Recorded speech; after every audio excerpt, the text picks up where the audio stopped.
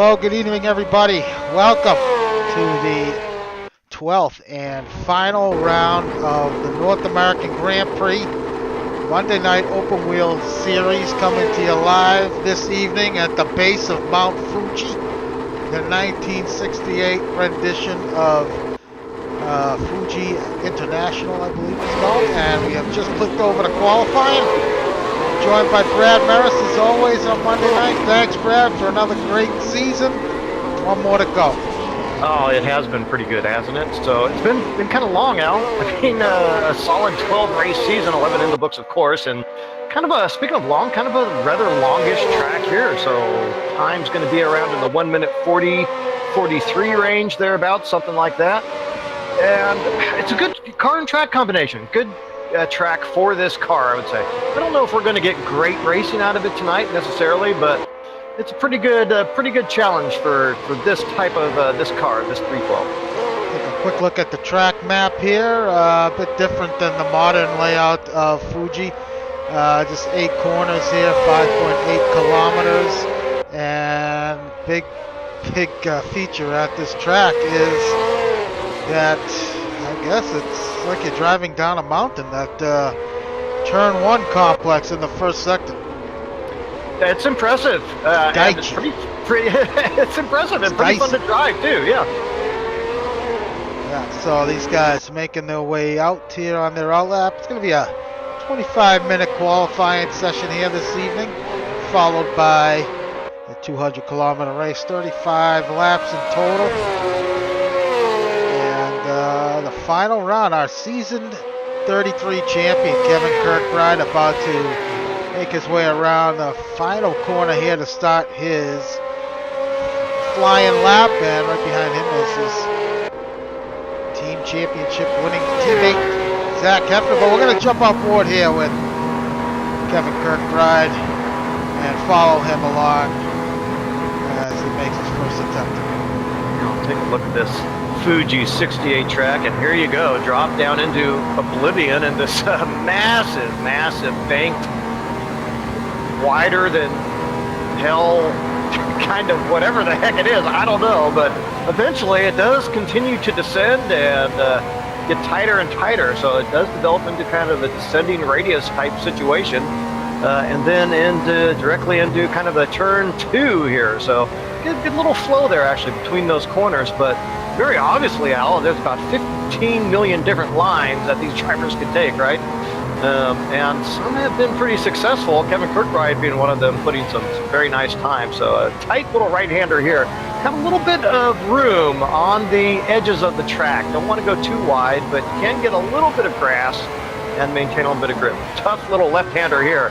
Kirkbride dropping all the way down into first gear, but difficult braking to get that one right. It's easy to take the braking too deep and go off long on the other side of the track. Got a nasty little bump here through this little right-hand kink, which goes all the way across the track. It's actually very annoying, and this is basically the final corner here. It just takes forever for you to get there, and it's almost impossible to spot your turn-in point at any part of the corner. It's it's pretty annoying. It is very wide, so again, a lot of line options, but if you get it wrong, you're just never going to be able to stop. The car will just slide into the Armco, and your race will be done. And entry to turn 8 gives you a nice view of Mount Fuji in the distance, but Kirkbride checking in with a provisional pole lap of 141.324. DeGraw right up there. Well, now third. Lemansky, last week's winner, is in second. Yeah, jumped up nicely. Was talking a bit before the race with Kevin, last week's winner, and he said, was not affecting him very much here tonight, so perhaps he's in line for another good finish off. So watch DeGraw now. He's looking quick in the first sector. He's got looks like Matt Taylor just ahead of him on track.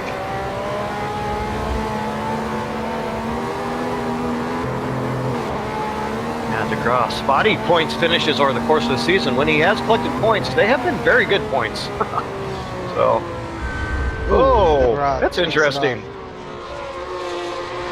As did Taylor.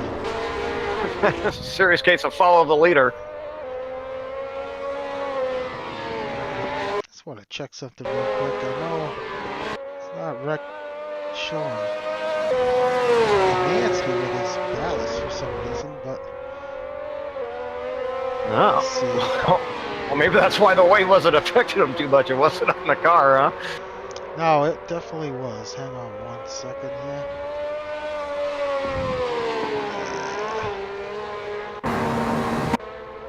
Some of these camera angles are a bit, that's Kirkbride with a 140.9. Resets fast time of the session.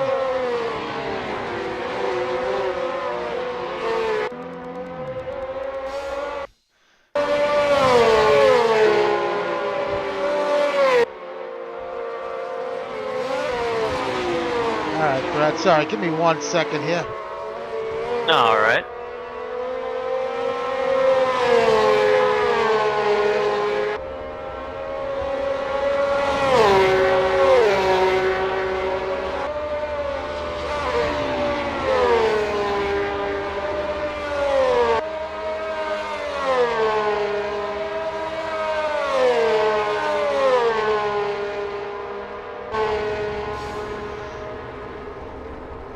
Alright, we're back at it. Sorry about that. Solomansky.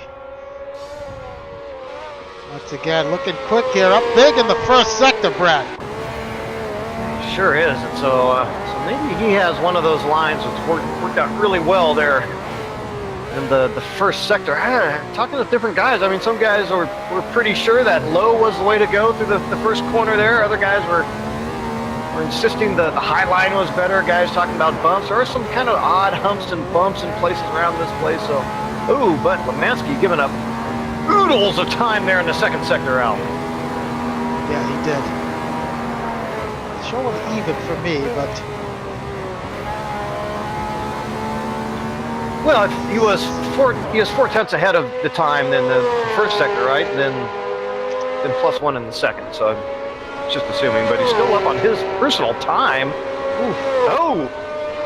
He improves, and just 0.07 of a second off a provisional pole. Hefner, meanwhile, jumps up to second, 1/100th of a second off of his teammate. Jesse Olsen now clocks in. He's running in 5th position. Alan Jacobs looking quick. He's looking at the laps here. Kevin Miller was showing quickest with a 141.4 in the practice, and he has yet to dip into the 41s. Currently checked in here in 9th. Looks like he is on an out lap. Yeah, it is a very difficult track to hit your lines consistently. You can carry a lot of speed on entry, right? But it's very difficult to mark where your entry should be. So it's terribly easy to get the front end sliding too much and carry a little too much speed. So these guys are going to have a lot of consistency problems as a result of that here tonight. Still getting a bit wrong here. Was quick in the first sector, but looking a little shaky there in sector 2. To negotiate that very tough, tight left-hand corner, almost a hairpin type corner.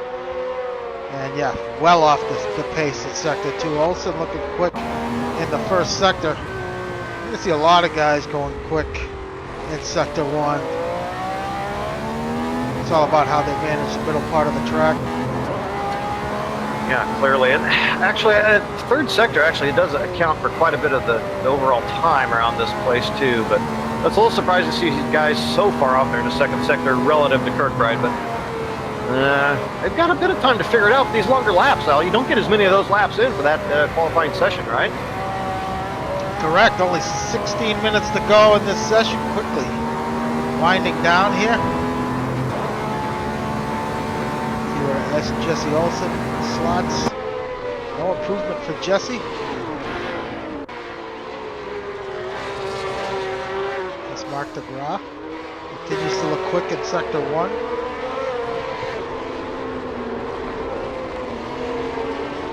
Yeah, that is a pretty good time. That has to be close to one of Mark DeGraw's best laps currently. So, and survives the second sector there a little bit better than some others. But yeah, he pulls it off. He was a bit slow. in Sector 2. Meanwhile, Kevin Kirkbride, the driver's champion, like I mentioned.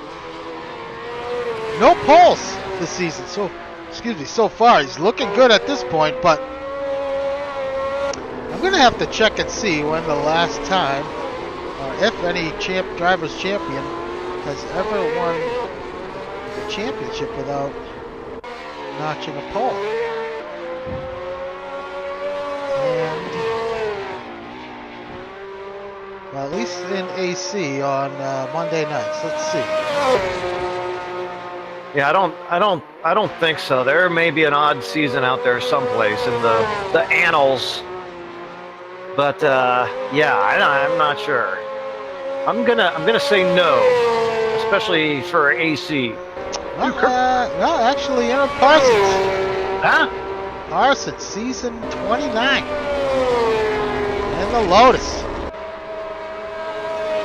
Season 29, no poles, won the championship. Have a number of wins though. Mr. Racing Network, hello, welcome. Mark DeGraw. Well, I'm sorry, Kirkbride has reset fast lap to 140.7, so he continues to get around this track quite well. His teammate Hefner is looking just as quick.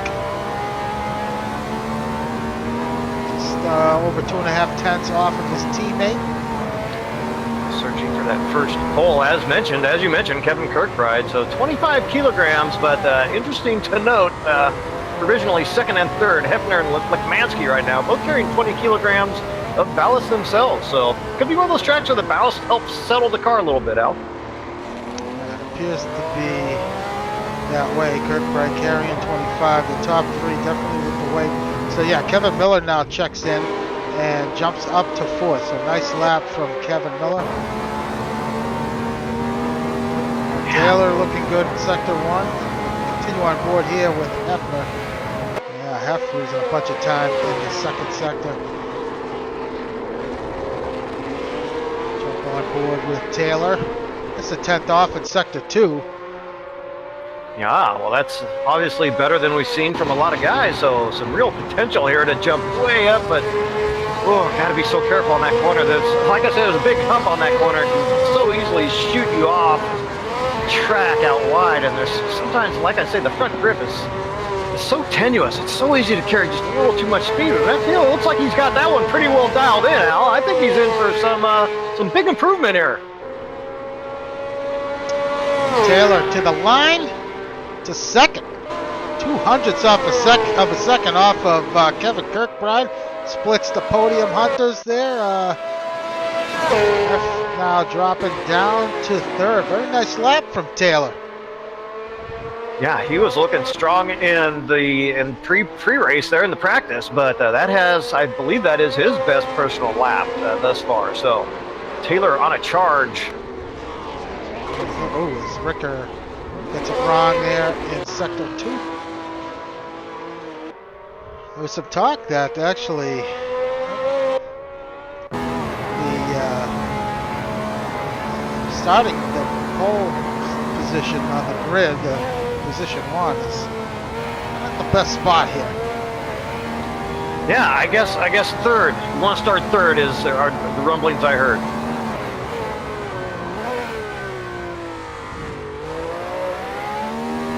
Yeah, so I have to say I'm pretty impressed here, Al. I didn't know that we would get very close times here, really, in this qualifying period, but really, they're pretty close, especially, of course, up there toward the top. But our top 10 are covered by about a second, so those times are getting pretty tight, really. Yeah, that's a good point. DeGraw continues to set quick first sector times, but unable to piece it together there in sector 2. Yeah, this has the potential, this type of track, to really open up some gaps. It's a little longer type of track. There's a lot of different lines you could take. Setup's going to probably be pretty critical here, actually, qualifying and the race. So I expected to see some bigger gaps, but it's looking pretty good. So DeGraw gets it wrong.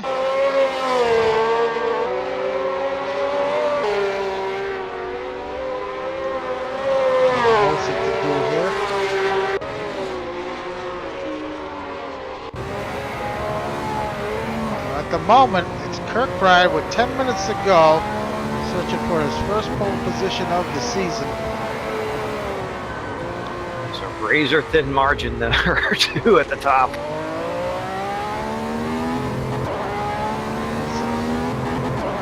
bunch of time in the second sector, but actually could pick up a position or two here if he gets this final corner correct. Yeah, I think he got out of whatever that is. I think it's turn 6. Got out of there pretty well, and should he survive the final little apex here, I think he's in line for some good improvement.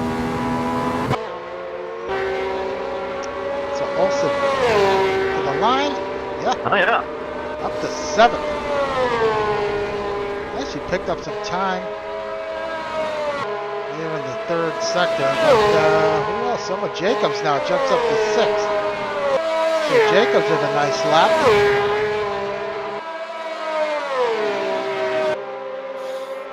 Yeah, the times continue to tighten. Moses, Parsons back there in 9th and 10th, hanging on there to the top 10 at the moment, but 1 second back for those guys won't get them as far up the grid as they would like. We'll run down the grid here in a moment as we watch Jacobs through the first sector. Camera angle's not the greatest at this track.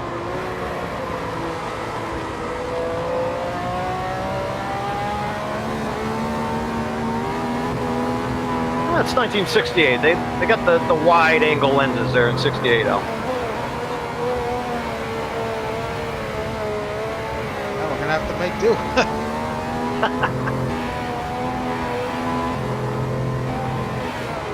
So Jacobs, his first season running here on Monday nights. Season best second place finish.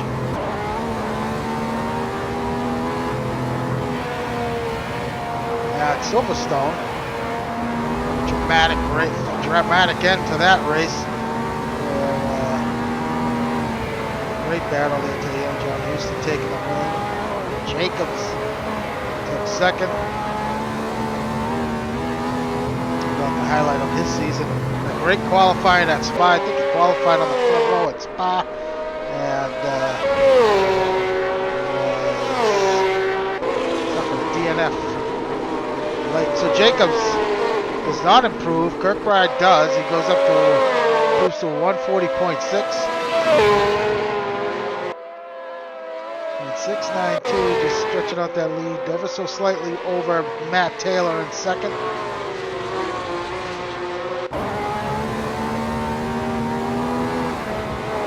That margin still razor thin. Taylor looking to answer and doing a pretty good job of it at the moment.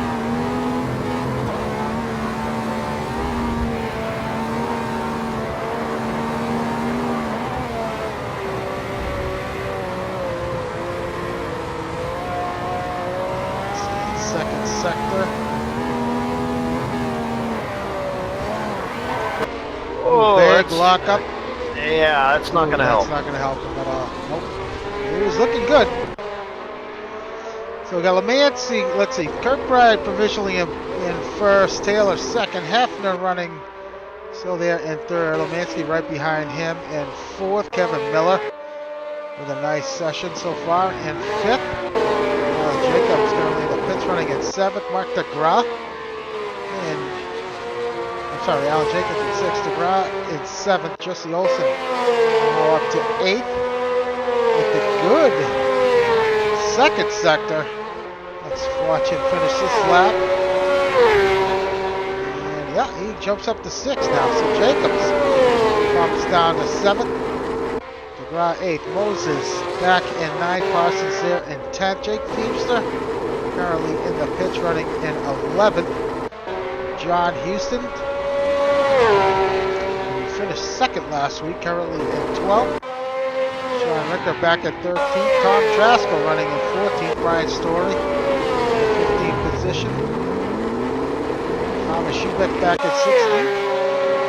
Oh, newcomer Cully Barker running in 17th, filling in for Gary Roth, making his debut this evening.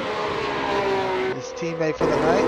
Qualifying his teammate at the moment, Joel Ekman back at 18th, Greg Myers running at 19th. Iggy Chiordia back in 20th, and Omar Gomez, his teammate, pair of Argentinians, in 20th and 21st. So we got a number of guys out here tonight. A bunch of guys here. Robin is on filling in, but Mascarelli rally out. Samard asking for an early release from his French Connection contract. Well, he's out. Joe LaCour also out this evening. So, looking like 21 starters here tonight, unless someone comes in late. And Bev Douglas chiming in. Yeah, I was actually on board there with Cully as you were finishing your rundown, as he was up quite pretty big on his time and actually blew it. So, yeah, Cully, he was looking to gain at least 7-8 tenths of a second. Would have moved right up the order, but didn't quite get that last sector just quite correct. Keep an eye on Parker.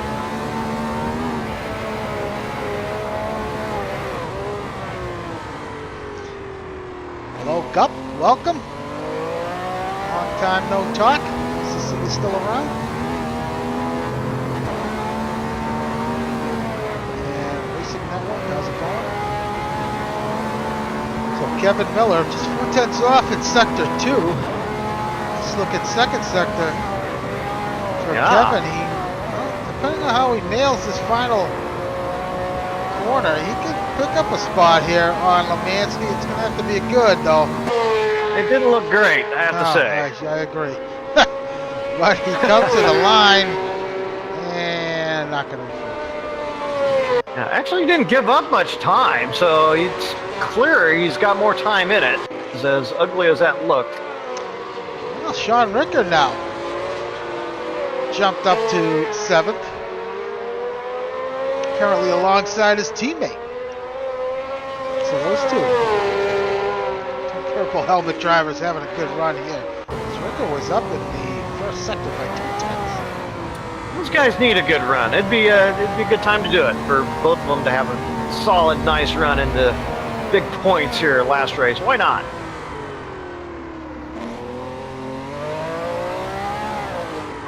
Oh, Ricker backs out of it.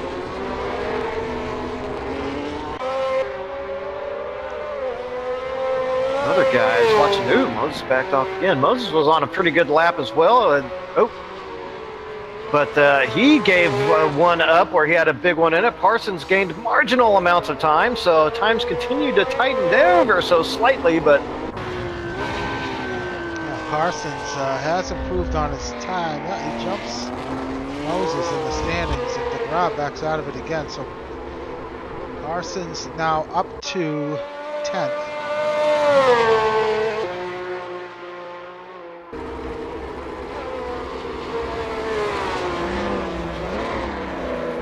Yeah, well, it's about time for Taylor to snatch this pole or, start second, because time is running out. So he's up and he wants to hit this second sector right now more than anything, I tell you what. Yeah, Taylor even in the first sector. This is probably going to be his last, unless he's got enough fuel to do another lap. This might be his last shot at pole.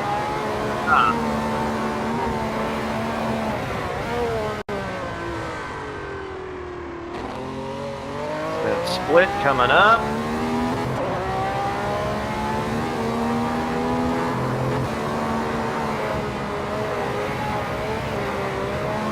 Well, could be better. We'll see if he's got another lap in it, but I don't think he's going to be able to get it done here unless he's got a rabbit or two to pull out of a couple hats in the cockpit with him. It's going to have to be a perfect final sector. Yeah, it looked good, but I think it's going to be enough here for Matt. We'll see as he comes to the line. And not going to do it. He's got time to do another one, and he's going to stay in it. Top 3 has remained, actually top 4 has been pretty static here, as it's Kirkbride, Taylor, Hefner, Lemansky looking quick in sector 1. Taylor quick as well. Taylor's just ahead of him on track.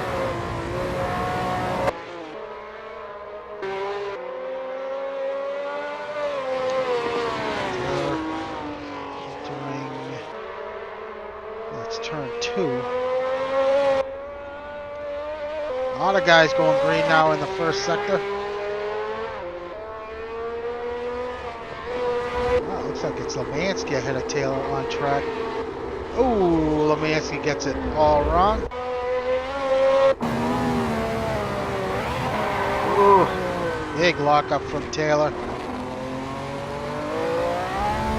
Now, it's not looking bad, but just could not get set up for that that evil, nasty little left-hand first gear corner there. Hefner.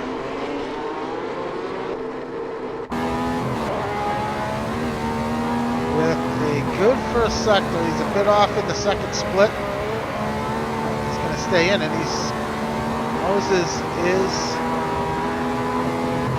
ahead of him on track, but he is off the pace there in sector 2, so he is probably going to be done here.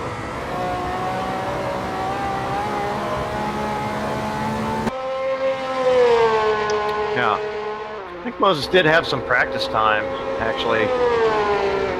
Today had reserved a little bit of time, but it does look like it's paid off for him. So I know you mentioned he's feeling a bit under the weather, and well, that looks like it's going to do it. Kirkbride's going to get his first pole of the season here tonight, saving the best for last here as he takes pole at Fuji to cap off his championship winning season. So this session is over. It's Kirkbride, Taylor, and Hefner, your top 3. Yeah, pretty impressive showing there for Kirkbride, despite carrying the 25 kilograms of ballast. He is your pole setter here tonight, Brett. yeah, it was impressive, and Matt Taylor put in a darn good challenge, I'd say. They're finishing only, well, less than a 10th off, right? But nonetheless, I mean, I don't think you can really give it an asterisk without, I mean, Samard isn't here, right? Jolicoeur isn't here, but I think that time would have been pretty stout anyway, 40.6. So, hey, he doesn't need it. Look, it's a victory lap for Kevin Kirkbride tonight, but if you're going to take a victory lap, why not show off, you know?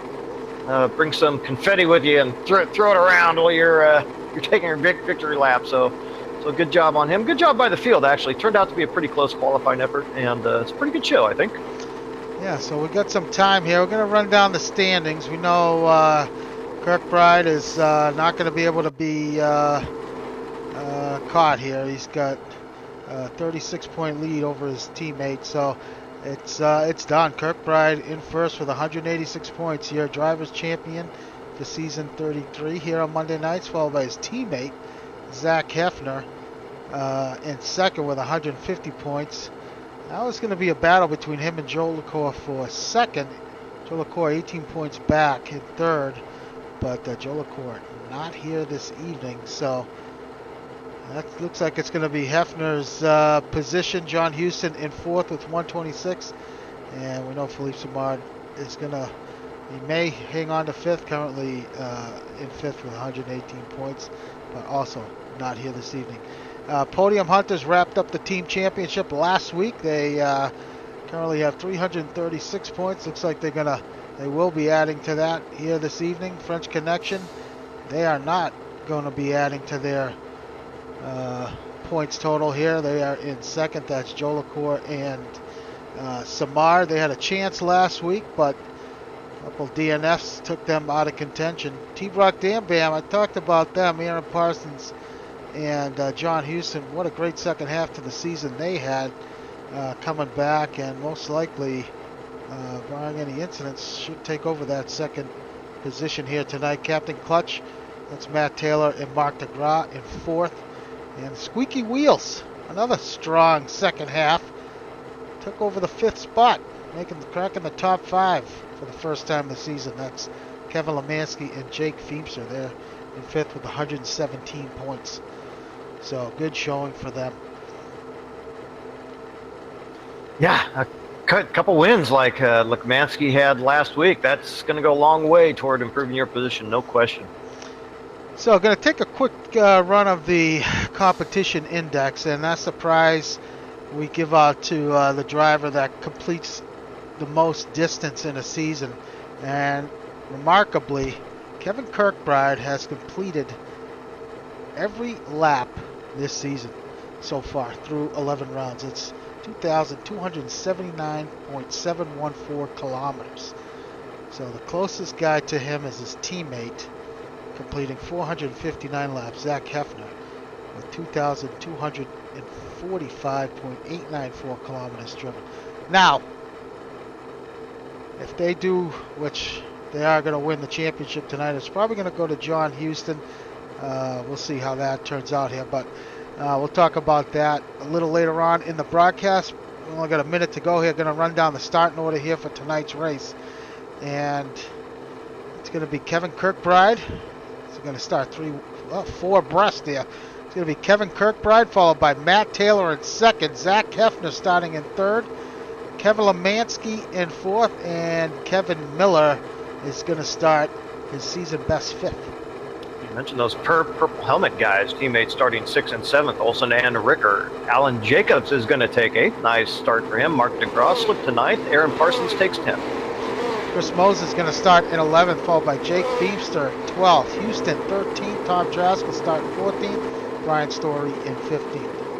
Schubeck in 16th. Newcomer Cully in 17th. Joel Ekman 18th. Gregory Myers 19th. Iggy Chiorda 20th. And Omar Gomez 21st. So that's your starting order here for this final race of the season. Any predictions, Brad? It's going to be a fun night tonight, Al. These guys basically can race just for the pleasure of racing. Look for some surprises. Somebody coming from mid-pack, Al. And we're away, and it's a great start by Hefner, and it looks like Taylor's going to rock it away to take the lead. Romansky's right there with him. As these guys barrel into turn one.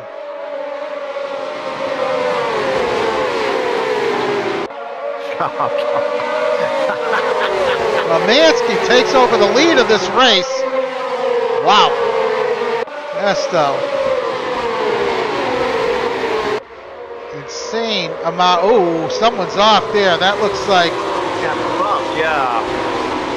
Not sure who that was, Brad. I'm not sure either. I'm trying to pick it up. It might have been Jake Feemster. Yeah, I think it. Oh no, it looks like it's DeGrasse. DeGrasse looks like he ran it wide, but Lemansky with a fantastic start, and once again finds himself out to the early lead here. Looks like, oh, we got another driver off. That might have been, that's Parsons. Parsons off track into the wall. Up with suspension damage. That was quick. So easy to lose the front around here, Al. So easy. Meanwhile, Chris Moses, who started back, I believe, in 11th, has jumped up to 4th, and we haven't even completed a lap yet.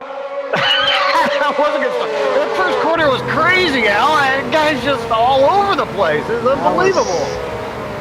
Definitely a very inviting first corner in terms of taking different lines, like you said. But Taylor, let's see what he can do here. We're going to have a tow on Lemansky down this giant front straight. Lemansky's going to take the lead the first lap of the race, but looks like it may be short-lived here as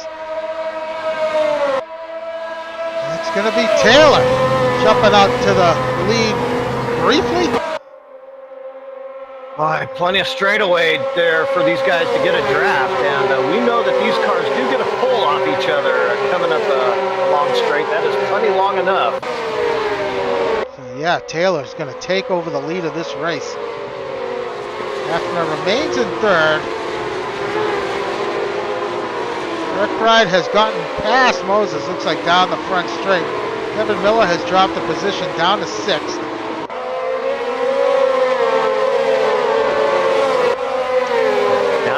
For now, but the Miller's still fighting tough. He's right in there with anybody at the moment, so they are nose to tail as they run all the way back to the field.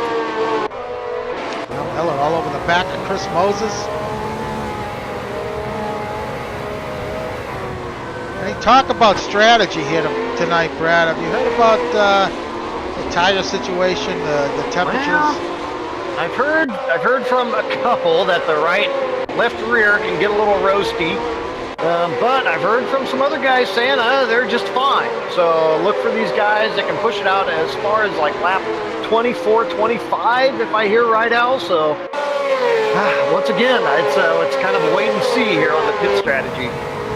Or with Cully Barker getting was mixing it up with his teammate Ekman, but currently behind Jake Feemster, running in the points at 14th. Matt Taylor setting fast lap of the race early on, 42.2. A little further up, Jacobs all over the back of Miller. It looks like he's going to make a move on Miller here into one.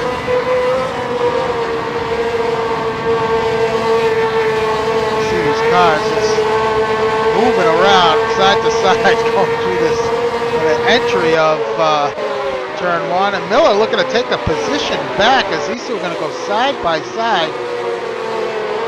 Almost like it's Jacobs gets it turned around.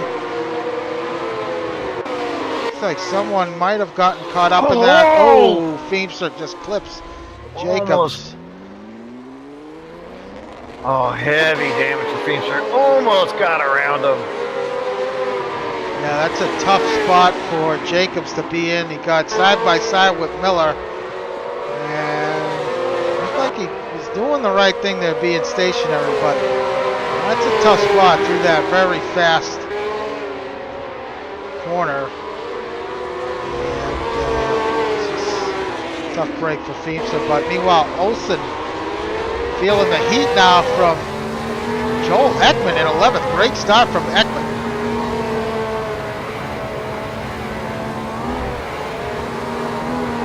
Good start by Joel, and clearly involved in that fight. And you gotta hand it to Cully there, hanging strong in 12th.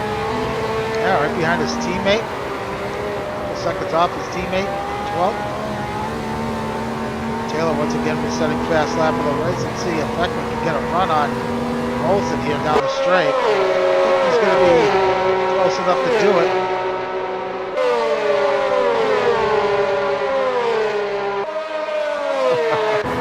You can see a good 7 or 8 seconds ahead of you on track, right, through the first quarter. So you can see way down the hill. You can see your competitors way up there.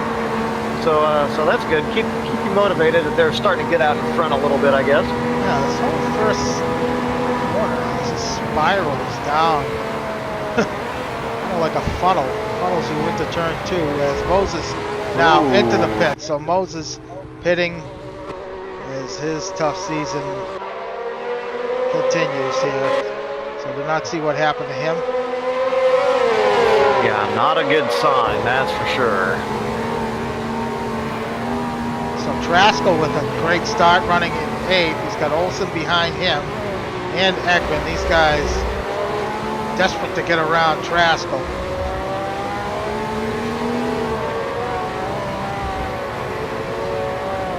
Yeah, it kind of looks right now like he's the cork in the bottle a little bit. Olsen looking to make the move. Looks like Olsen's going to get it done. Is Ekman going to do it as well? Tough corner here. Very easy to lose the front end. The back too. Oh, there you go. Perfect example. Traskell gets it a little wrong, allowing Ekman and Barker to get past. So those two now running in the top 10. Miller now up to 4th after Moses had his son doing. Brow looking on the inside of Miller going into 1. We got another guy off. Not sure who that was. Jake Feemster calling it tonight. So his season ends unceremoniously as DeGraw gets past. Moses also done. So 2 straight DNFs for Moses.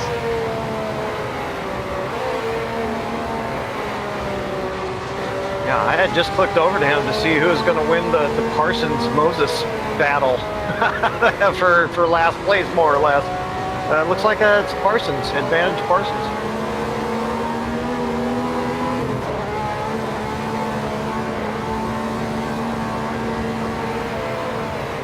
So, for the third straight race, Thomas Schubeck's going to have to carry the torch for PMR.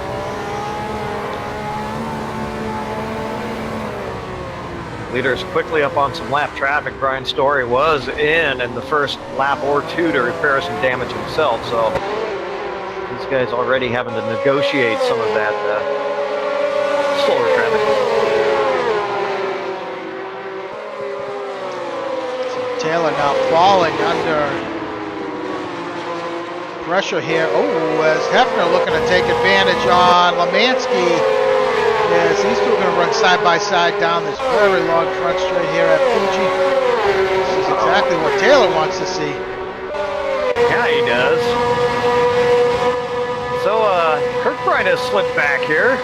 Failed to notice that.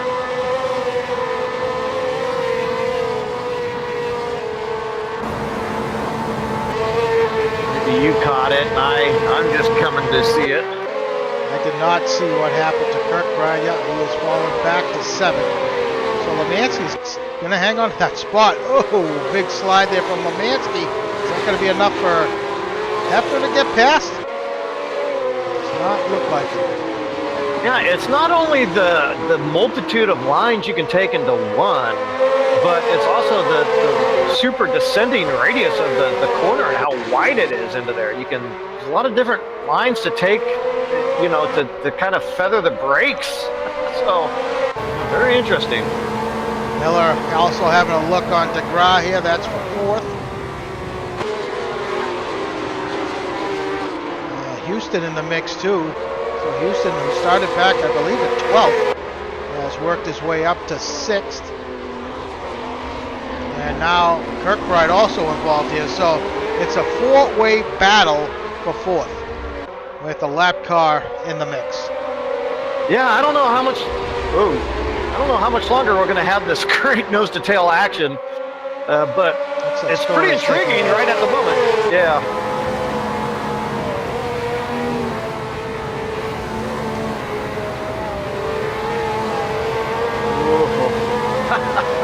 But clearly these guys taking big advantage. Oh, Houston takes it wide and into the gravel. Didn't affect the speed much. These guys taking big advantage of the draft down the main straight out. We're going to go 2 by 2 into 1. Oh boy. 4 wide by the time they get there, yeah. Wow.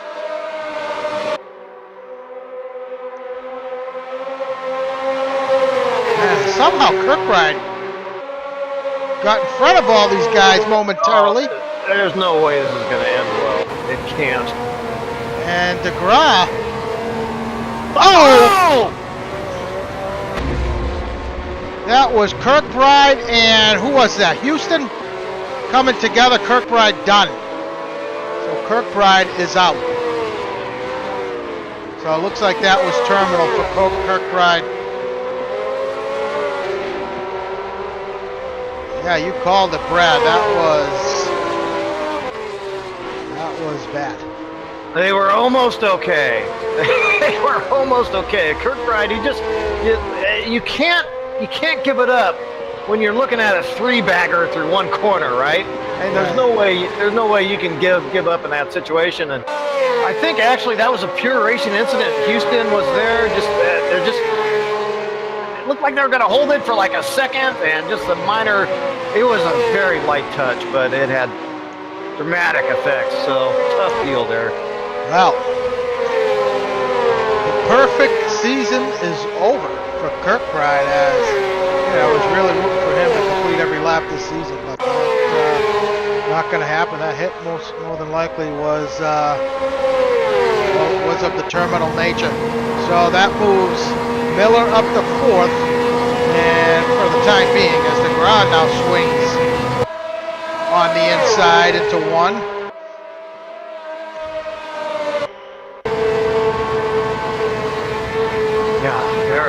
Not going to be a tremendous amount of dry eyes for Kevin Kirkbride, but you're absolutely right. It would have been, it more or less would have been the absolute perfect season, right? Especially relative to the field. This car has done some damage, and it would have been very cool to see Kirkbride finish off that every lap.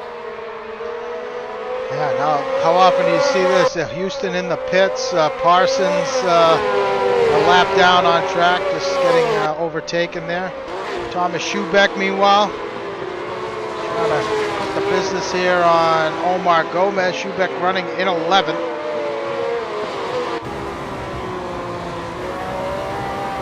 Sean Ricker looks like he's out. Not sure what happened to him. Taylor, a couple laps ago, those guys are running. Notice that Taylor's jumped out to a 3-second gap over Lemansky. Keep our eye on that. We're currently on board with Schubeck as he tries to finesse his way through and around Omar. It looks like an anxiety attack. Needs some Ritalin or something here, the way you saw on the wheel. But that's what this car does to you. It's just constantly in motion, right? Momentum always takes you from left to right, forward and back, and it's always tricky under braking, right? The car's always kind of moving around and just never quite settled when you want to put it on a particular angle. So you sure see that Schubeck fighting that.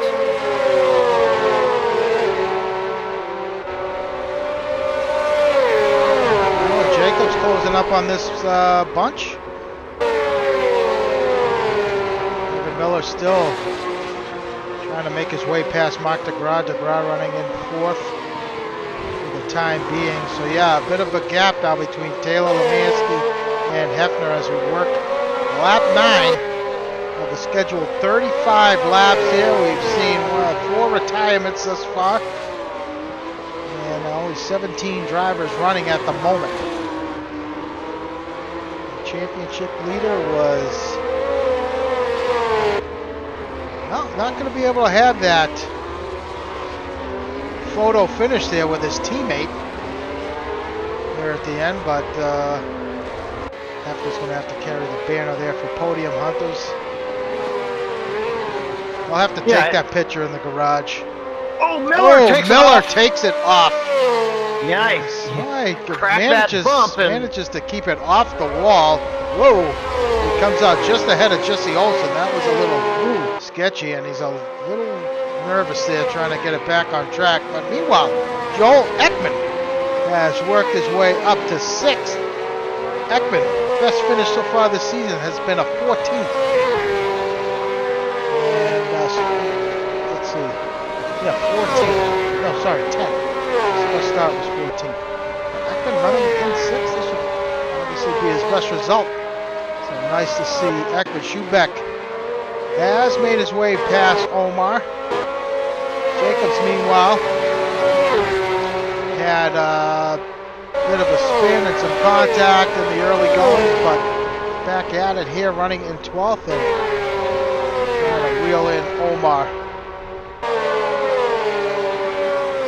Omar, his best result was a 15th, and Omar currently running in 11th, so good race so far for Omar. Hopefully he can keep it together. His teammate, Iggy, running back in 13th.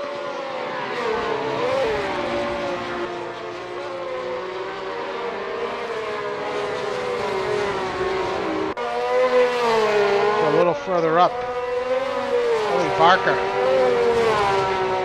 is making his NHEP debut here tonight. His final race of the season has Tom Traskell in his sights. What an impressive debut this would be if Barker could finish here in the top 10 in the points. It's not very easy to do. Upshur says he's a very good driver, so he's showing it here tonight. Yep. Yeah, proving it. Well, I mean, clearly he's moved up positions based on pretty decent times, but not, overwhelming. But clearly he's had some help from in front, right? Well, solid qualifying and kept him on track and stayed out of trouble, and there you go. But some tough laps to go, another 24 laps or so to go, and these guys are probably in a pit window, so from this point on, should they choose to come in and pit, they could probably make it till the end if they run in some trouble, run afoul of something. So Miller, Always good to hit that pit window. so Miller, after his spin, he has fallen back to 7th. He's got Ekman ahead of him. Look at the lap time. Taylor owns fast lap of the race with a 41.595. Only driver at the moment in the 41. So Taylor really nailing it here in this first sector. And the gap is pretty spread out between the top 5, top 6. Ekman is but the closest battle on track at the moment. Jacobs into the pits on lap 11. Yeah, I'm wondering if he is not one of the guys who's, now that the pit window is open, to let them come in, maybe get some damage repaired and kind of hit the reset button on this race a little bit. We're closing in, you know, not too much longer away from halfway, so it's always kind of a goal the drivers get to. Take the race in stages.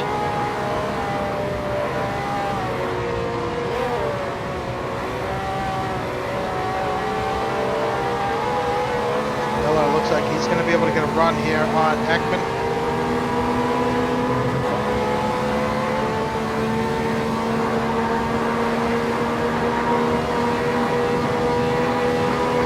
Really closing the gap up now as they enter turn 1. Miller going to have a look on the inside.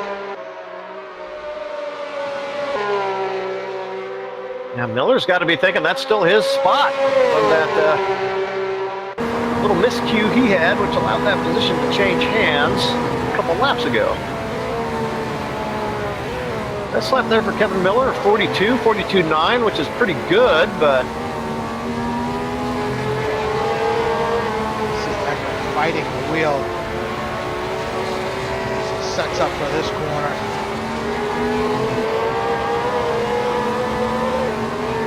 yeah, I didn't get a lot of laps here, but I suspect that want to get in the way of whatever Ekman's got going on here, see if he can make the move. But right here, Al, this is a pretty important part of the track, really. Coming up here and then to the braking into this little downhill little left-hander. Those couple corners there, I suspect, make up a lot of your time around this track. I think watching Kirkbride get around this place, that's where he was pretty darn strong. He certainly wasn't qualifying, right?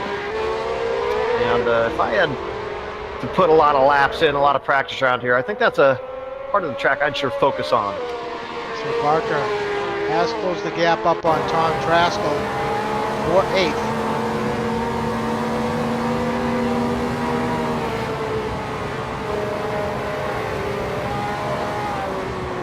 Overall this season, I think it's been Traskell looking a bit wide on exit. Looks like he's going to stick to the inside. Now back to the outside. Now back to the inside. Now in the middle of the track.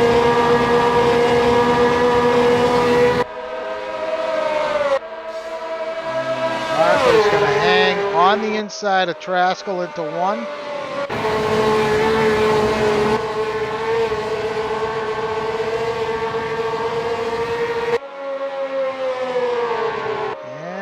Like Traskell's gonna hang on to it for now. Cully backed off plenty early there, so didn't see a repeat of that coming together we saw Kirkbride involved with. Yeah, that was I wasn't sure who that was. It looked like Houston was involved in that. The replay, Houston, camera angles weren't all that great. Yeah, Houston was into the pits there, but yeah, you called it. Usually when we see 4 guys 4 wide into a corner, generally it doesn't turn out all that well. You have to have a lot of trust in the guys around you. Well, there's plenty of room, obviously, through the whole damn corner, but it's all going to come back together at some point. I mean, you know, there's only so much available real estate there when it all comes back together. But still, I thought that they had it okay. It was absolute just wheel-to-wheel contact, but the cars took a really odd, weird reaction. It just shot them off like crazy. Thomas Schubeck in the pits. Uh-huh. Barton with a run on Traskell. Traskell's gonna tuck in behind him.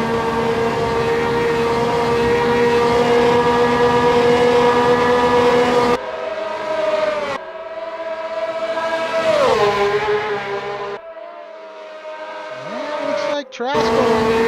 Well, Barker not giving up just yet.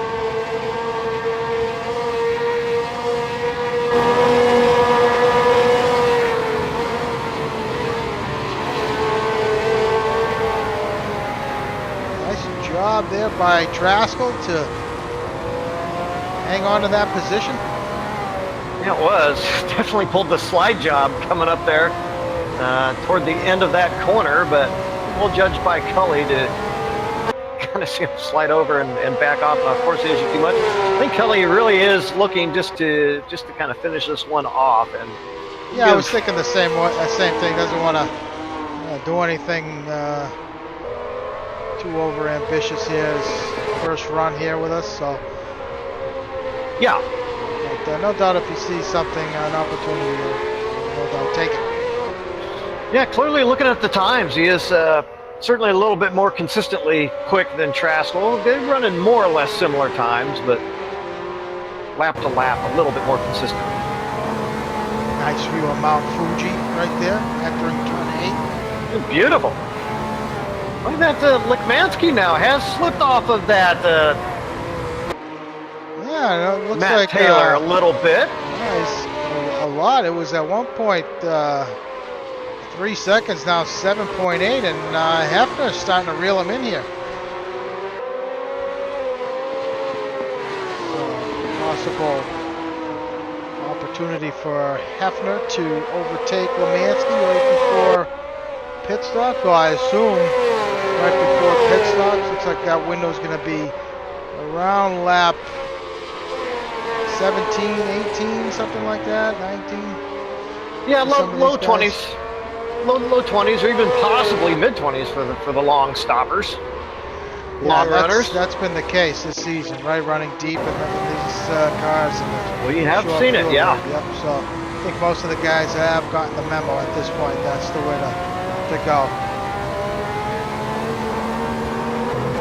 But no doubt this season has been probably the most challenging in terms of car selection and track selection. Well, the tracks for these older open wheel cars have generally always been difficult. But ooh, Hefner looks like he's setting up to come in out.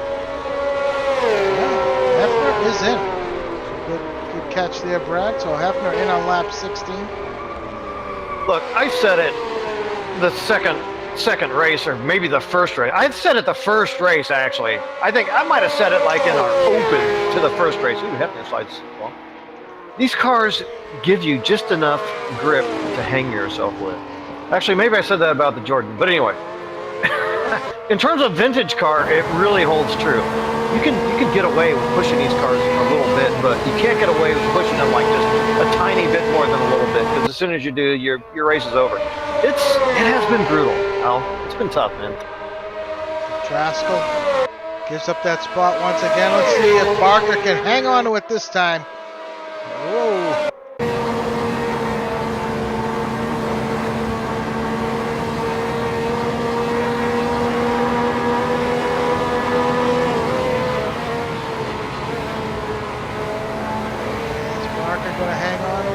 Like he will. He finally gets that pass made and gets around Traskell. It took about 3 or 4 laps for this overtake to finally happen. But yeah, Kelly Barker gets the job done. Look at their best lap. Barker 43 flat. Traskell just set his personal best 43.7 last time by. So Barker definitely showing some good pace. Yeah, Kelly's going to have to be super smooth here. Make sure he doesn't make a mistake and let Traskell stay close enough for that draft, right? Down the front straight. That's what Cully's trying to do here. He's like, okay, just don't spin the tires up. Just nice and smooth. Get a bit, just enough of a gap to hold the gap down the straight. Oh, but Cully does slide a bit wide there. I think it's gonna be close, but it looks like Kelly may have him covered here. Oh, is Cully coming in the pits? No. Stays out. It doesn't look like Traskell's got enough legs here to close the gap. Still, nonetheless, pretty, though he did just lose the spot, it's still nice run going here for Tommy Traskell. So through 17 laps, we really haven't talked about our leader so far, Matt Taylor, leading here on lap 17. Taylor had pole at Monaco, and since then he did have a win earlier this season. Where was that, Brad? Do you recall? Who are we talking about? Taylor. Got lost for a second. Taylor. Oh, Monza, wasn't it?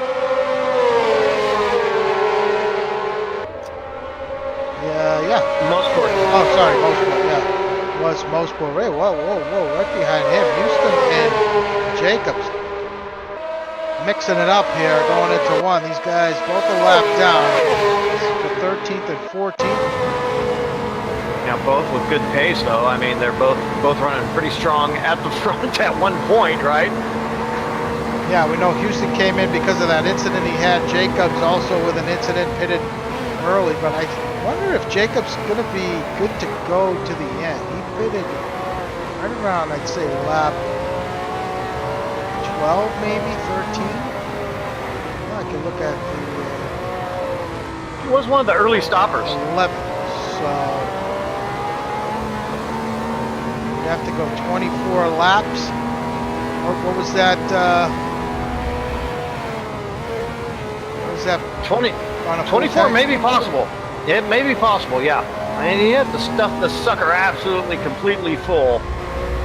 Big lurch right there for Jacobs, but yeah, we'll see how that goes. He may be good to go to the end. Meanwhile, Taylor is leading. Lemansky 7.2 seconds behind Taylor. He picked up a couple seconds somehow. Yes, Taylor might have got balked there by some lap traffic. DeGraw running in third, 11 seconds off the lead. Olsen with his best run so far this season in fourth. Kevin Miller running in fifth. Ekman, Miller off. What is up? Oh, he's got suspension damage. So Miller with a mistake allows Ekman past. Barker is, as Taylor sets fast off of the race, Barker no doubt will be able to get around Miller for that sixth spot. Traskell should pick up a position there. He's currently in eighth. Hefner running in ninth. Hefner has pitted. Omar in 10th. Giordia running in 11th. Greg Myers, haven't talked about him at all, but he is in 12th. Last car on the lead lap. By Houston, Jacobs, Ryan Story, Schubeck. Last points paying position. Parsons 2.7 laps off the lead. Ekman into the pits. Oh, he overshot his pit box by a mile. Ekman into the pits. That will move Cully Barker into the top 5, Al. Yeah, so Barker gonna stretch it out here, working lap 19.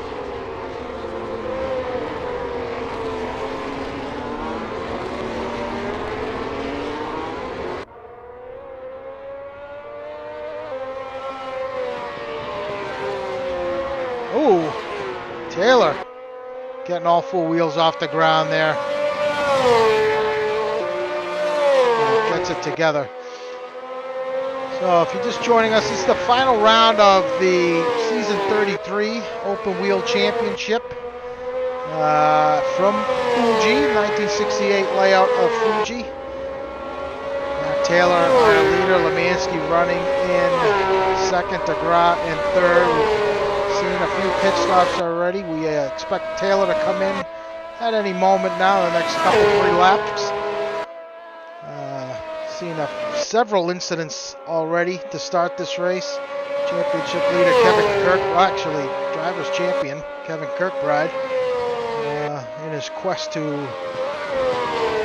complete every lap this season for the Competition Index Award, is cut short here early on, so he had completed every lap so far this season. But, not going to be able to do it. But he's out, Moses out, Feemster out, Ricker out, and a few other drivers unable to attend here tonight. So, but overall, it's been a very good season so far, Brad. I would say some guys took some time to come to grips with the car, but had some very good races. It's been a great season. Silverstone was good. Come to mind, Monza was a great race there. Romansky finished in second, Feemster third. That was a good run for those guys. Who is that? Is that Story? Story. And a little bit of lawn mowing there back in 16. It looks like he's got some damage. So he's trying to see where his teammate Miller took damage.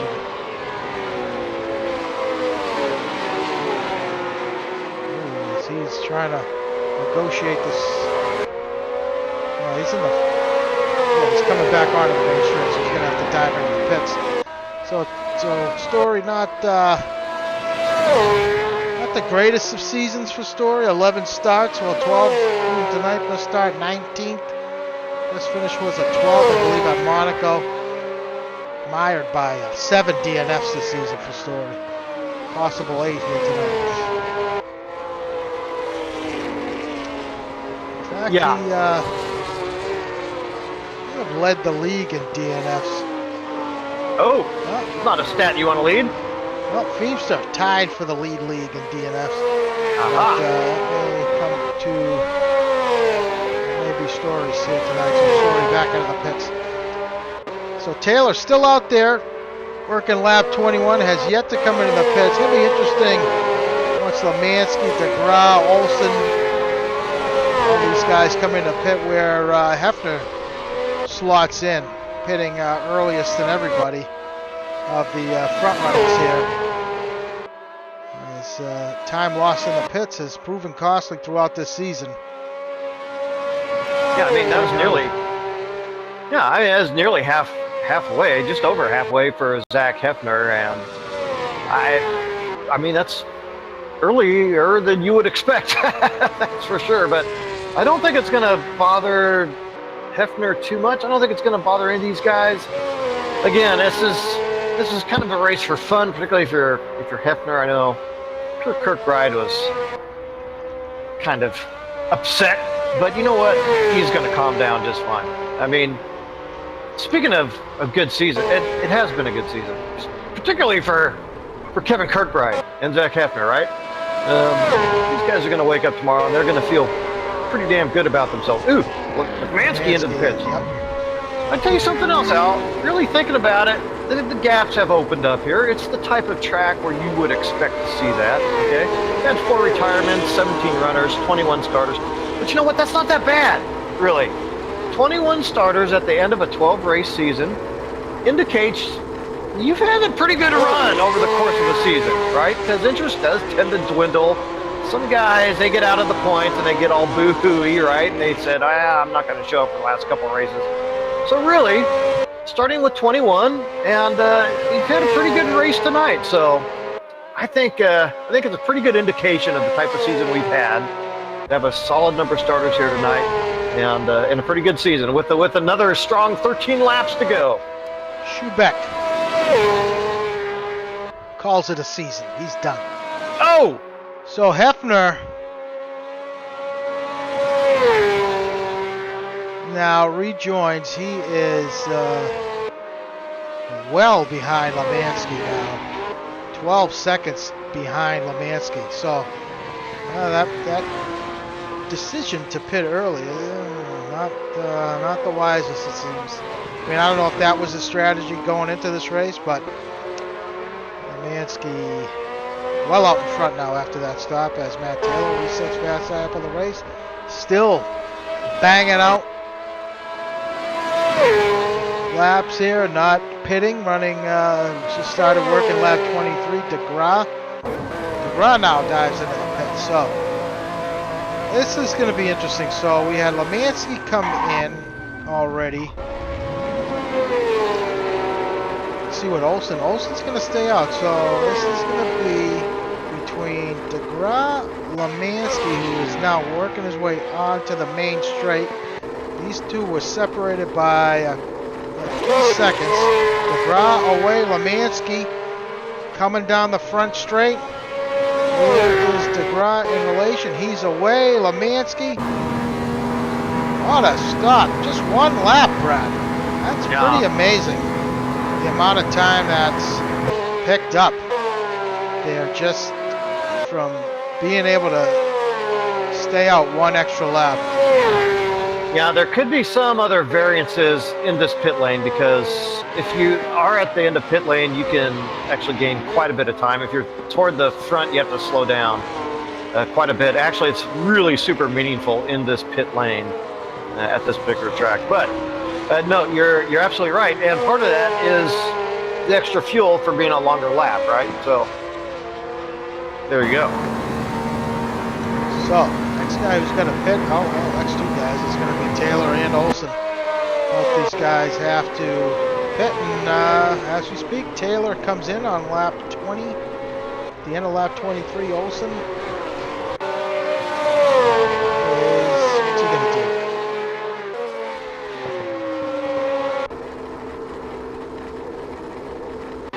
do? Taylor's in.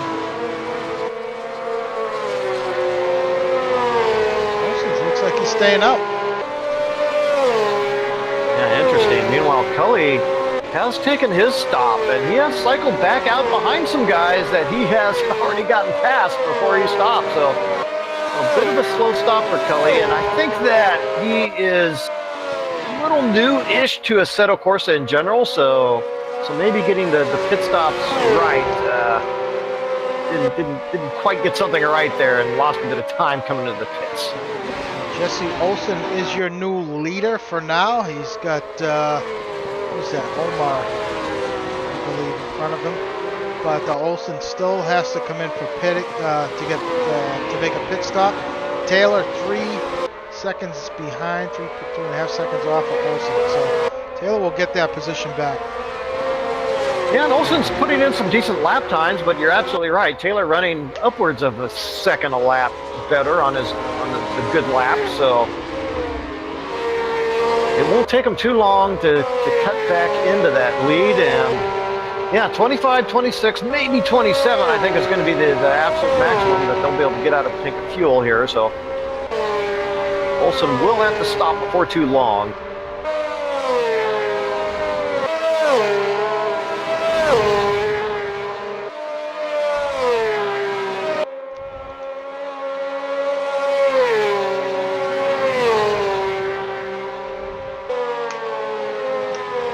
Watching Ekman here on track. He was he's pretty close to Traskell for 6. Traskell looks like he has pitted.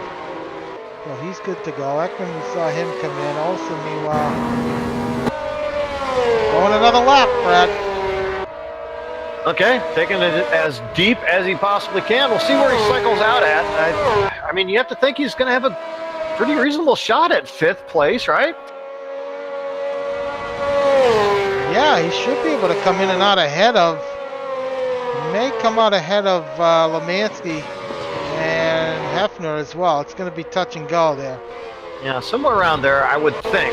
But the pit lane, you can, like I say, you can carry, of course, just blast in, right? But if you have an early pit box, you can slide, 500 feet past it. So if you have an early pit box, you're kind of hosed. Definitely something we're going to try to address next season, because personally, I'm not a fan of that. Having a pit limiter is a good thing. Stupid. I mean, granted, when they were running these cars, they didn't have that, so you could blast in there. But which is something I think we talked about, if we could have gotten rid of the pit limiter in the pits for these cars. But think it was something we were able to do. So, but nonetheless, Olsen continues to run out there, looking left, 25. Let's see what he elects to do here. I didn't know that that was a thing, but that would have been pretty awesome. Actually, just get rid of the pit limiter altogether and run what you. Yeah, that sounds great. So Olsen, no doubt, figuring out the fuel situation here, really stretching it out. So he really hasn't lost any time there to Taylor. That gap is still 3.5 seconds.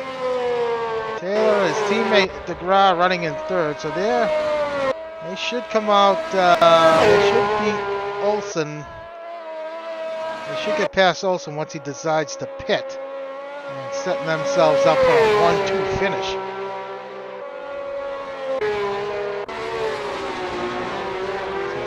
Picking up Ekman here, getting past Traskell. That's for 6. While we watch these guys, I just want to thank everybody for all the support you guys have given the league this season. Say it every year, it does go a long way to fund the league, the prizes, all the costs involved. So thank you very much for that.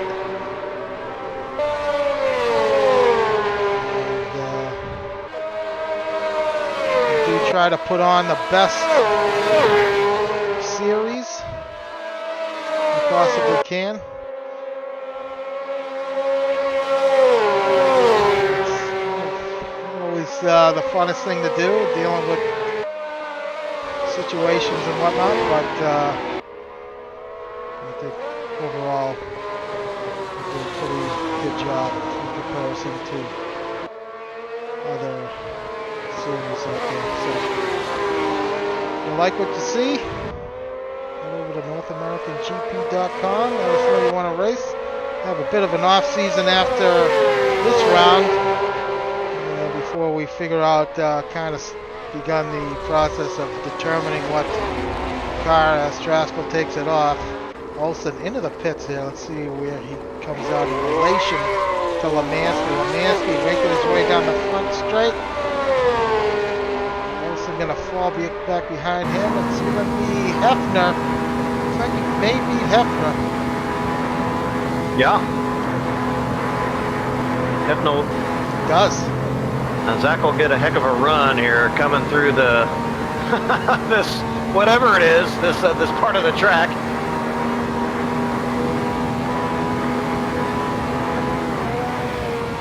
So that battle will be rejoined over 4th place, and Hefner's done a pretty good job really kind of clawing back into this thing, I would say. But you're right, giving up some time there, I think, on that early stop.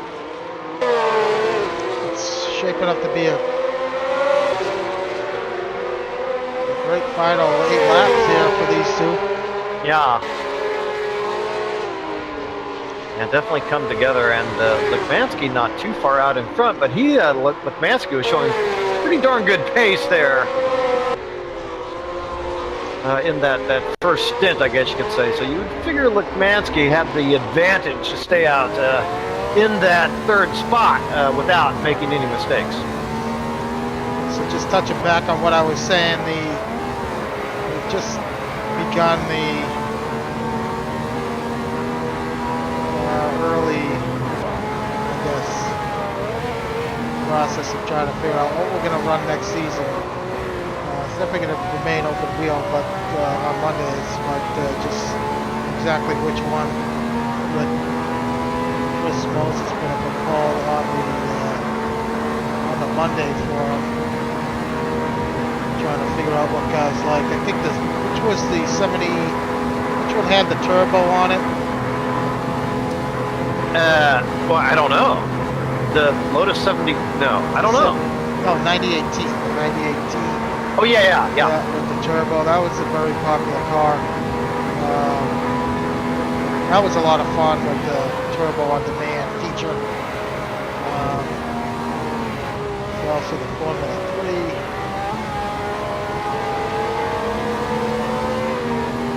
For our Formula 3 mod. we'll see how it turns out.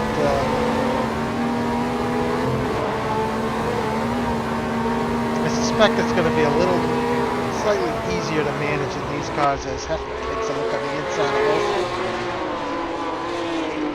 Ooh, is that Lemansky taking it off? Yeah, Lemansky. Lemansky takes it off, and he comes out just ahead of... Oh, contact between Hefner and Olsen there. Oh, Kevin was really, boy, trying to defend that spot a little more vigorously, I think, than was prudent, so... Oh, I'm sorry, that wasn't Olsen, that was Lemansky who had contact with Hefner. I'm sorry. Yeah, I thought they... Yeah, so Lemansky now falls back to 5th. Looks like his wheel's okay, but had some wheel-to-wheel contact there with Hefner. And that's given up 3rd to Olsen, so it worked out for Jesse. But yeah, it looked like Lemansky had a bit of an off there entering turn 8 that caused that little schmozzle, as you would say, Brett. Yeah, I think that Kevin, he went for kind of trying to shut the barn door there when it was too late, because Hefner already had a huge head of steam. I think Kevin might have noticed it. He's like, oh, wait a minute. This might be a little late for me here. And then he tried to overcorrect and save the car, and it kind of got out of shape on him. So I don't think it was certainly not just a deal. Once these cars get going, they're almost impossible to save. So, Brad, I got to suspect Barker might have taken tires here. He stopped, cost him some time. Yeah. But he's starting to reel Trasko back in here. Perhaps about a second and a half between those two. So, sure, yeah. That's a great supposition on your part there, Al. That's probably exactly what transpired. Yeah, he doesn't know you don't really need him, or maybe he did. I mean, like I said, I heard from a couple guys that they were kind of frying the left rear tire. I assume coming around the big nasty first turn there. So the banking. I'm gonna hand it to Trasko. This has been a very impressive run for him, running in 7th. Yeah. And closing up on Ekman just ahead, but at the moment now might be doing a little bit of mirror driving with Barker. I'd like to see more of it, honestly, out of Tom Trasko, because I think it is there. So I mean, it's pretty clearly there, the speed. Yeah, he suffered some bad luck this season early on. I think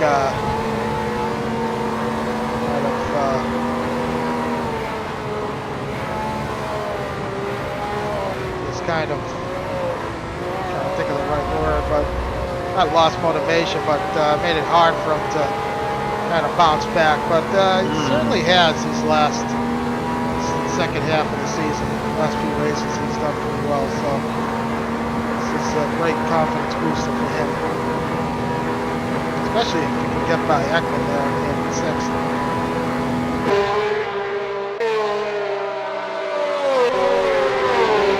Yeah, tough task. Ekman, another one of those guys who has shown plenty of pace in the past and typically has it. Bit more on the uptick over Tom Trasko's Joel Ekman on the consistency bit, that's for sure, but honestly pretty similar speed. Barker and Trasko going side by side. And I gotta also mention very impressive debut here from Cully. Yeah, this is, clearly. Really somebody who knows his way behind the wheel. Yeah, got plenty of poise. It's super clear that he had a particular game plan.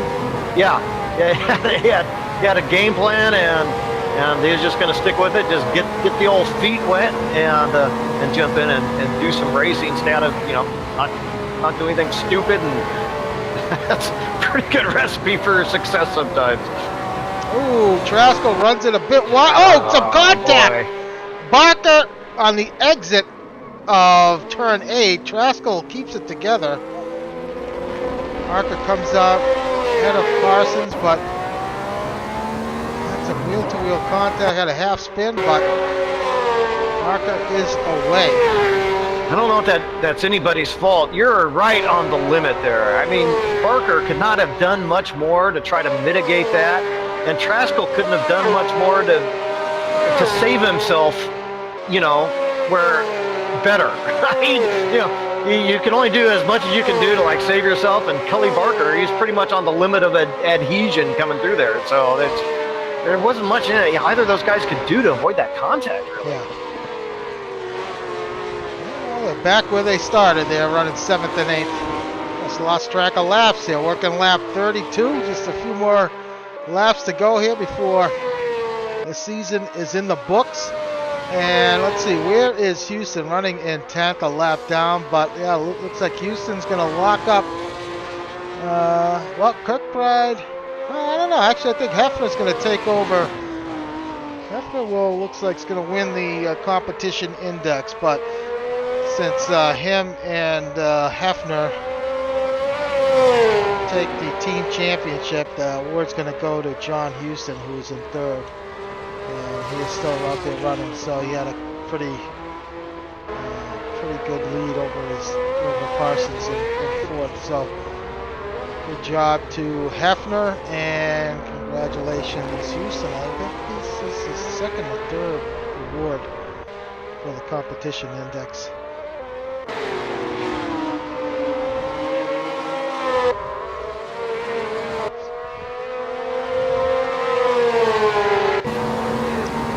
With Barker and Traskell.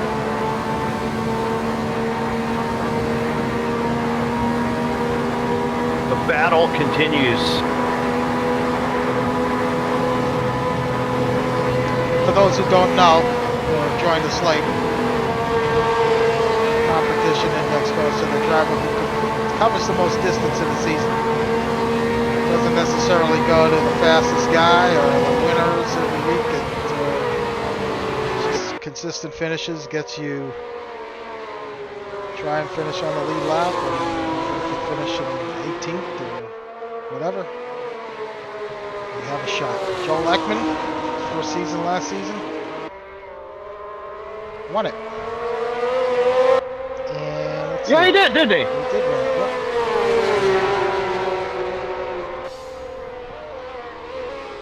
I think his best result was like a 12 or something, if I'm not mistaken.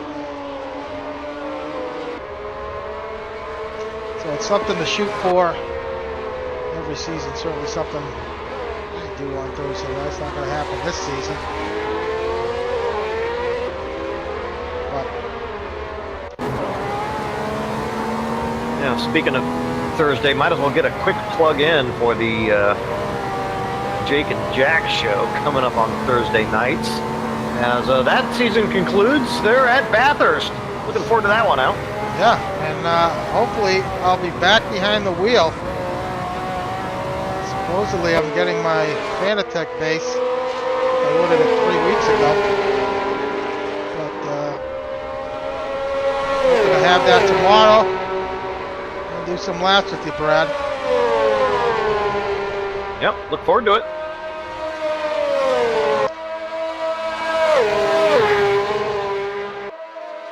Barker continuing to close up here on Traskell, but quickly running out of laps. Working lap 34 of 35 as Barker takes it very close to the wall there.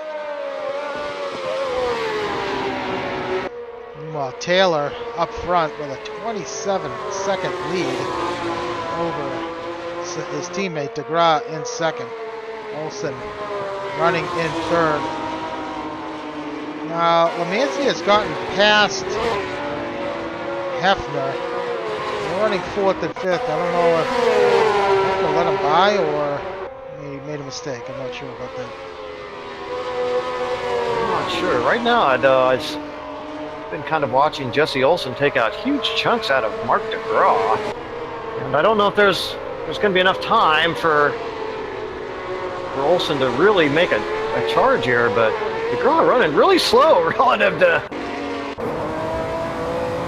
Jesse Olsen. So not sure what's going on with that, but yeah, I wonder if he does. I wonder if he's light on fuel or something, but his wheel appears to be straight. Yeah, you see Olsen right there, not far off of DeGraw. Oh, this could be a great result for Olsen as well. His best finish this season has been a 6, so nice. Regardless, if he finishes now where he is, it's going to be his best result.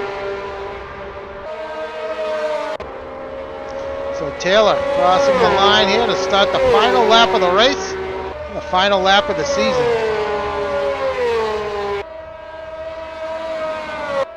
Yeah, if DeGraw does cap off that second place and that team manages to finish first and second, this is kind of something that I expected to see once or twice over the course of this season, and long before this team, Taylor and DeGraw. So once after the race concludes here, we'll talk to Matt real quick, and we talk to our driver and team champions here for season 33.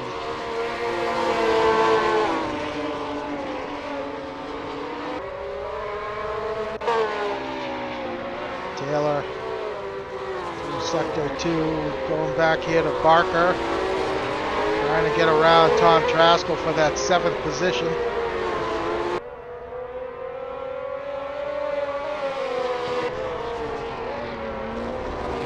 Taylor just a couple more corners to negotiate here before this one's in the books.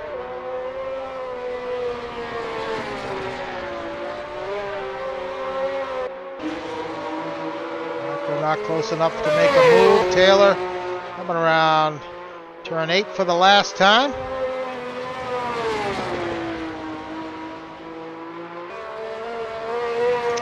And Taylor going to take the win here at Fuji, his 2nd of the season.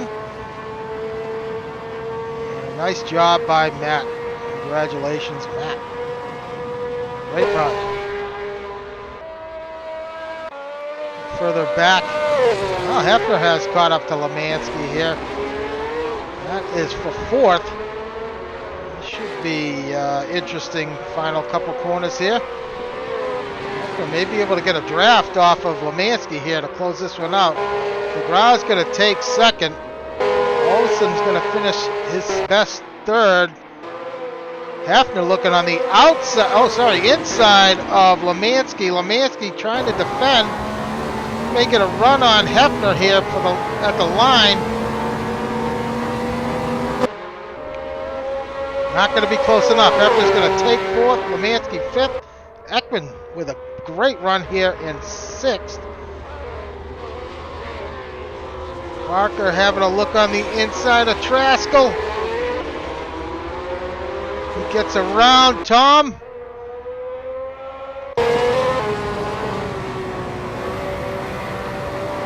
Setting up to get a good run here out of turn 8, but Barker is Traskell out of fuel.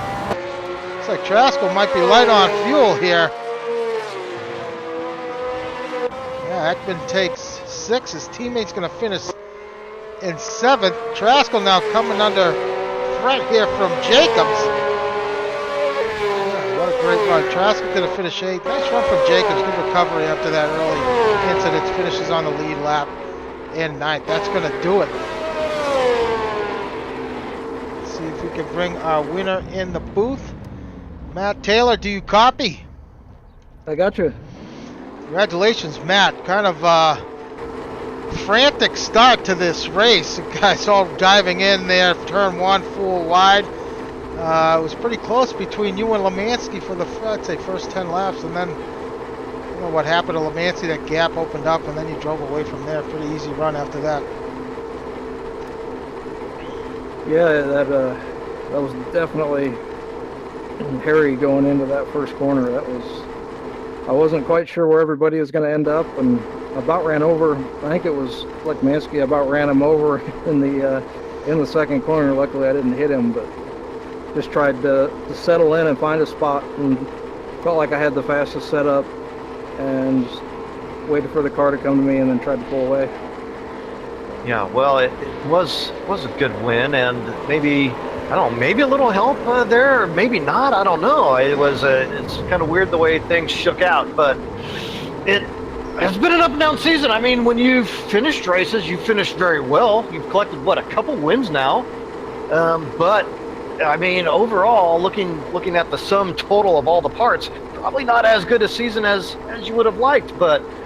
Come here tonight, you and your teammate come off, finish 1 and 2. A few of those over the course of the season, that would have made a big difference. You see a lot of hope going forward. You kind of, you take some motivation from this race into next season. You guys looking forward to come back strong? Yeah, I think so. To be honest, I even think at the start of the season I was still a little burned out and never really put in the time in both races. I've won now. The 2 races I actually put time in preseason. I had a setup for tonight from the preseason going in that ended up still being pretty good.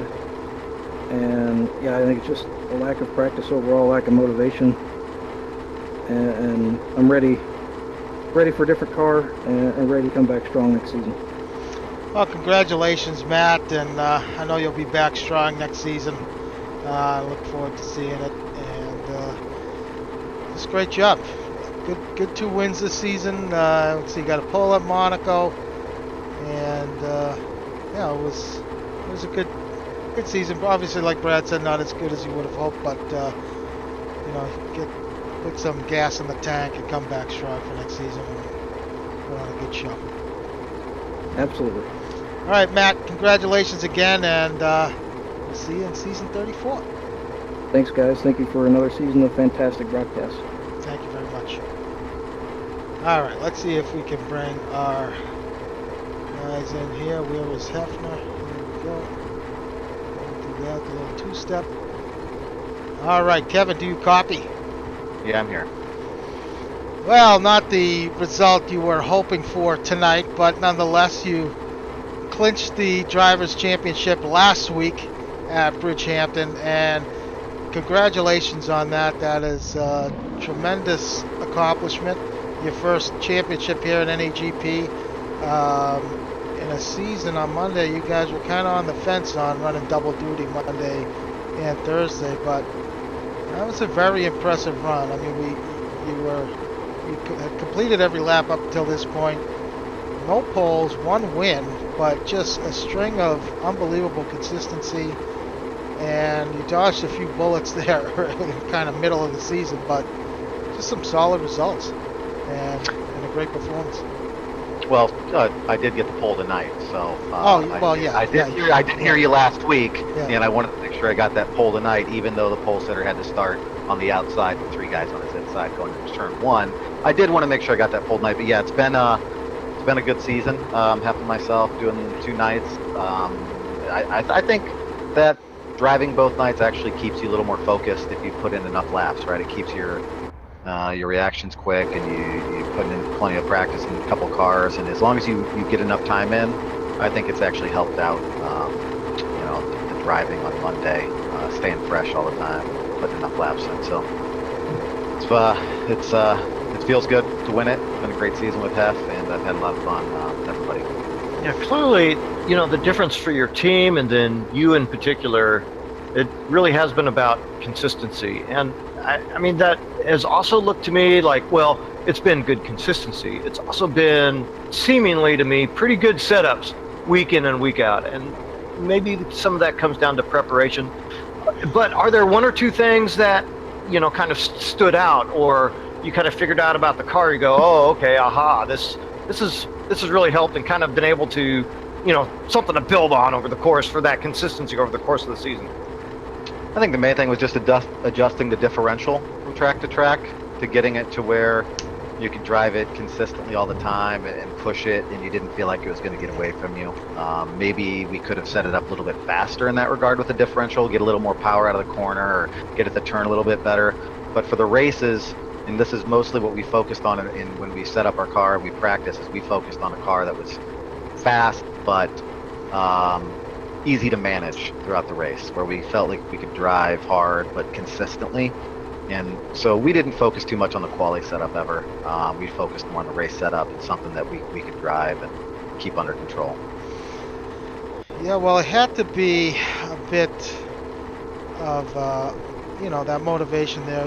Samard winning the first 2 races, you finishing second, and then he had a string of poles there and sprinkled in a couple DNFs, but that motivation was still there week after week to try and compete with him, but eventually, obviously, wheels kind of fell off for him, but the first half of the season must have been... Yeah, he was a smidge faster the first couple races. I think he beat me by a tenth for pole a couple times, and then next thing you know, I got 30, 40, 50 kilos on my car, for 6, 7, 8 races, and it was difficult to perform in qualifying, but we knew that based on last season, and not to talk bad about anybody, but that he was more of a hot lapper when it came to results. He put in super fast quality times, and he put in burners, but he didn't put in, I don't think he set up the car like we did for races, and it cost him, maybe on a regular basis. I think we did a better job of preparing for the race over the course of the season. Well, we got your teammate Hefner in here. Zach, congratulations on, along with Kevin, winning the team championship. You got a win at Zandvoort. You ended up taking over the competition index, although that's going to go to Houston. But no doubt you guys working well together, week in and week out. I mean, doing the same thing on Thursday nights. What is it about the you guys that makes for such a great performances from you guys on track? I would have to say, I mean, like you said earlier, setting up the car, being able to bounce stuff back off each other and say, we would run pretty much, with full fuel, get a good race setup going, and being able to bounce stuff off each other, and say, hey, I found this really worked, try it in your setup, try it in my setup, and usually we'd send setups back and forth. Although once we started getting weight, the setups start changing a little bit more here and there between Monday and Thursday, but for the most part, things still translated well when we found something that may work for a certain track at a certain turn, or Bridgehampton, the last turn, for example, the differential setting was huge. I mean, we just went up on it like crazy. Well, all that's great, but I don't really care about any of that. With the exception of Monza, where you didn't collect any points, right? You finished well at Monza, and suddenly, coming into even like this last race, you're probably in this thing. What do you have to do next season to climb on top of that championship tower over your teammate? I mean, it was pretty close, right? I mean, I would say make less mistakes. He made, I think, maybe 1 or 2 minor mistakes, and the one that stands out was his at Silverstone, and then my mistakes were a slew over a couple of tracks. Nordschleife was probably my biggest one. Taking a DNF there was huge when I could have took home I can't remember, a second or a third if I remember right, but I did make more mistakes, and I got maybe a little less focused, and he put his head down maybe a little bit more than me, and I would say he needs to age about 10 years and get that wise experience. Okay, he's too young right now. All right, this car requires some experience. That old sage, wise man in it, not some young punk like. So what's the plan going forward for next season? You guys planning on trying to defend, or still up in the air? We'll see what the car is on Monday and talk about it. I mean, it's middle of summertime or whenever it's going to start. Who knows? See what the Thursday cars are. Right? Could be a surprise there. But it is a lot of driving, and so we'll see what happens. But congrats to Hef on a great season. He was awesome, and it's a lot of fun driving with him each week and working on the cars. Okay. Awesome teammate. Definitely. Love it. Yep. Definitely. Yeah, look, like I said, you guys look like you gel very well together. So, congratulations, both of you guys, Kevin, on the on the Drivers' Championship again, and both you guys on the Team Championship. And if you decide to come back for another crack at it on Monday, good luck next season. Thank you. Thank you. All right, Brad. Well, that's going to wrap up another season here on Monday nights. And this is the first time in a while that we had a driver clinch before the final race. It's been pretty tight, but like I said, some incidents took some guys out, but nonetheless, it was some pretty exciting races. The last two, obviously, a little slow, a lot of gaps, but throughout the season, it's been pretty damn good.